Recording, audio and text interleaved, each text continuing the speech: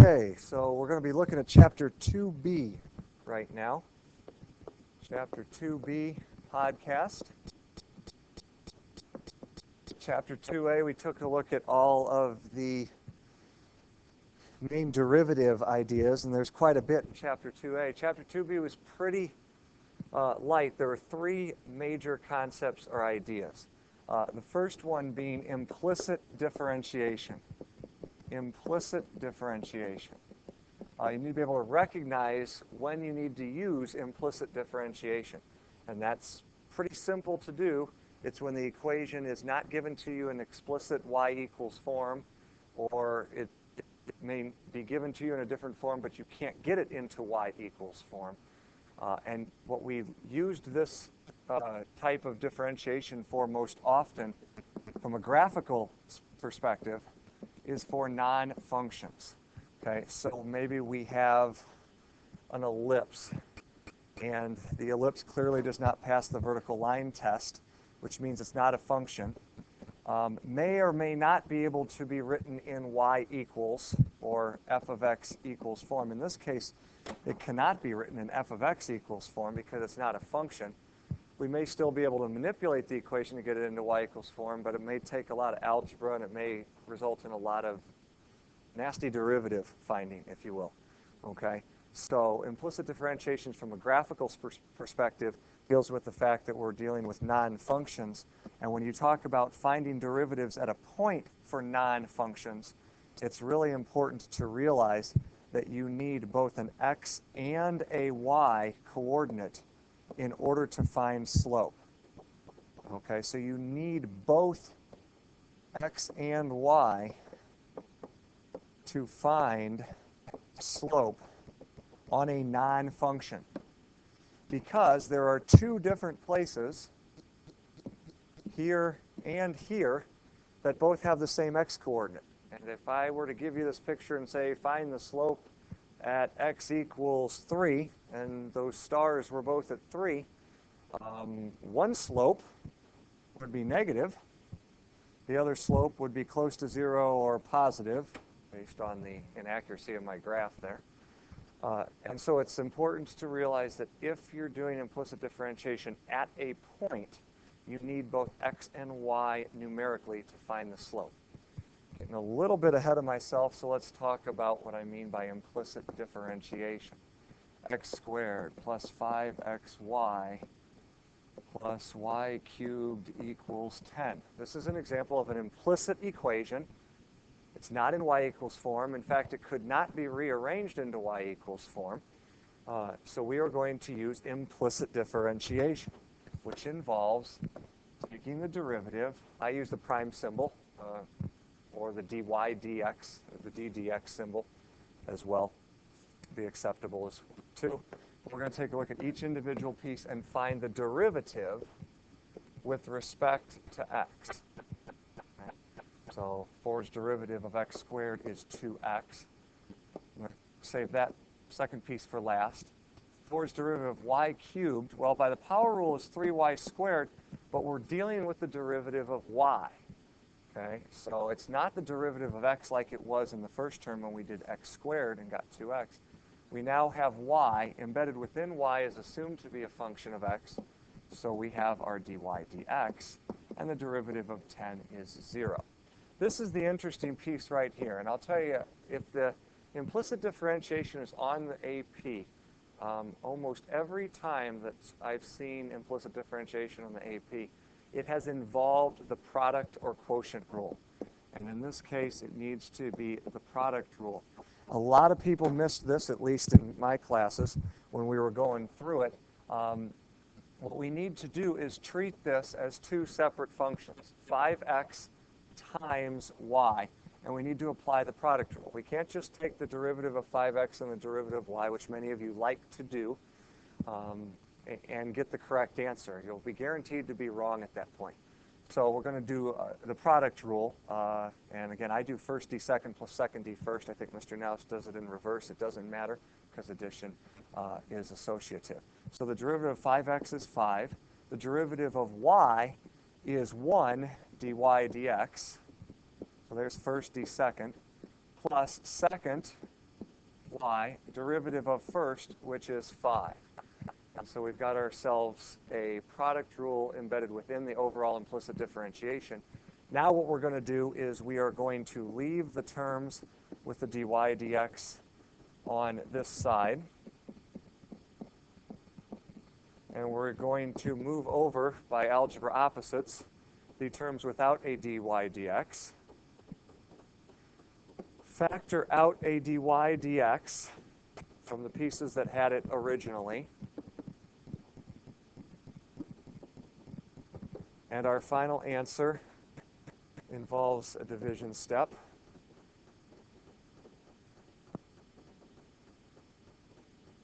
Here we go. And this means slope. Let's not lose sight of the fact of what we're doing here. We're finding the derivative, which means we're finding slope. So now, if I know both an x and a y, I can figure out what the slope of the curve is. Notice that if I only knew an x, this equation, let's say that I knew an x, but I did not know a y, I could plug in for x, but these two quantities would be unknown to me. I would not be able to find an exact numerical slope. So again, going back to my point previously about in implicit differentiation, if you're going to evaluate slope at a point on a non-function, you need both an x and a y coordinate to get a full numeric value. Implicit differentiation is one of those things where I'll label it, watch out or make good decisions. If this is a multiple choice question, that's a pretty lengthy process with a lot of algebra, definitely some calculus derivative rules, and a lot of places where one little sign error or number error is going to carry over and through to your final answer, and high likelihood of getting it wrong. Even if you're good at and understand implicit differentiation, I would recommend that you mark this as a problem to come back to. Okay, so it brings to notion the idea of text marking on the AP exam. So we're talking about multiple choice questions. I would suggest using a question mark, which really means you don't know, or at least after initially reading it, you're unsure how to do the problem.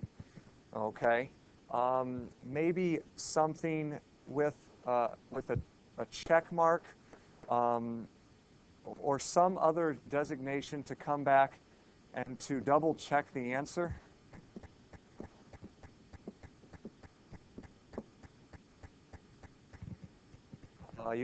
I use a check mark on my grading to note that you're good with it and okay with it. So maybe that's not a good notation. But something that you've finished the problem and you think you're right, but you want to double check, and that's going to involve more than 2 or 3 seconds, and so you don't want to waste the time now. So a star or something like that, and then maybe like an L for I know how to do it.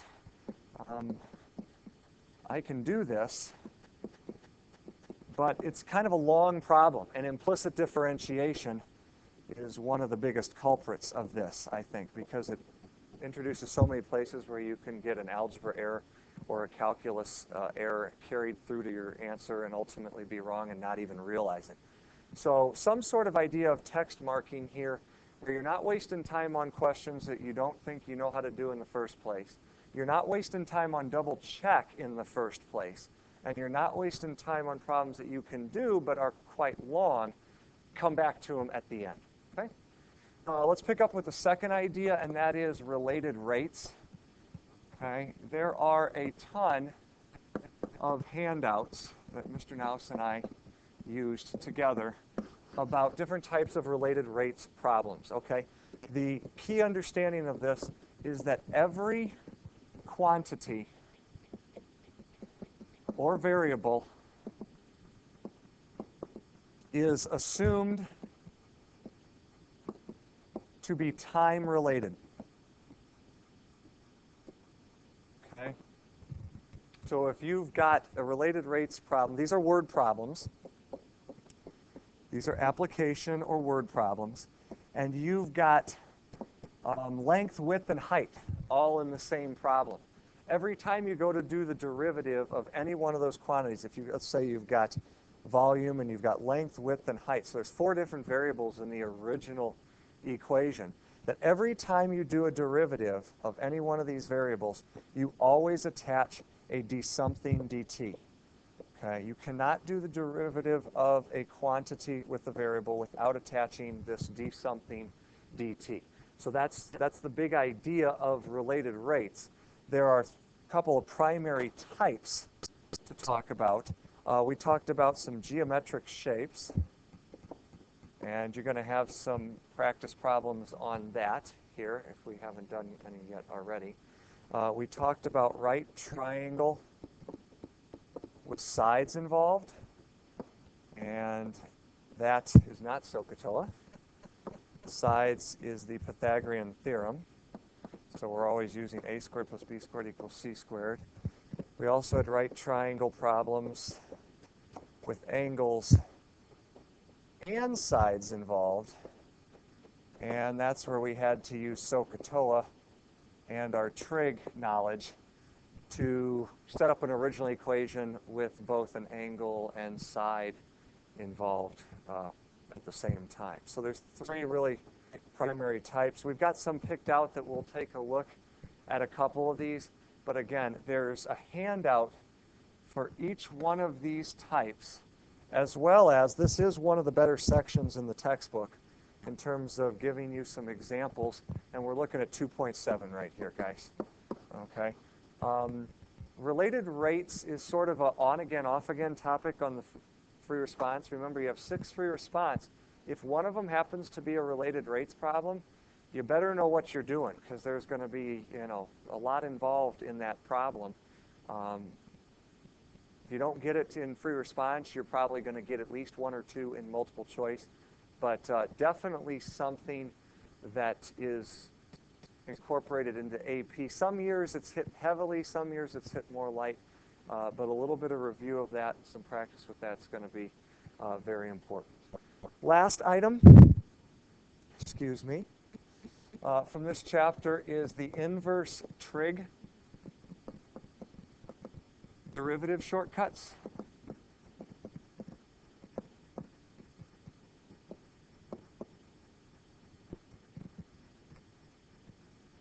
This is section 2.6 of the text.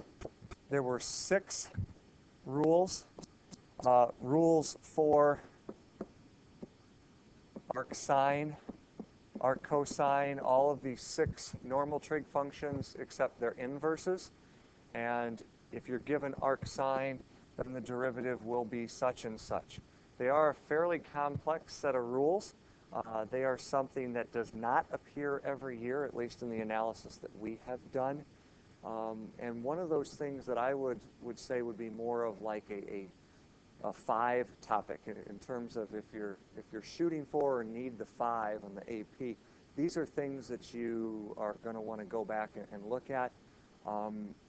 If not, this might be one of the places where you cut your losses, because we can say with much more certainty that implicit differentiation and related rates are a regular occurrence on every exam, either multiple choice or free response.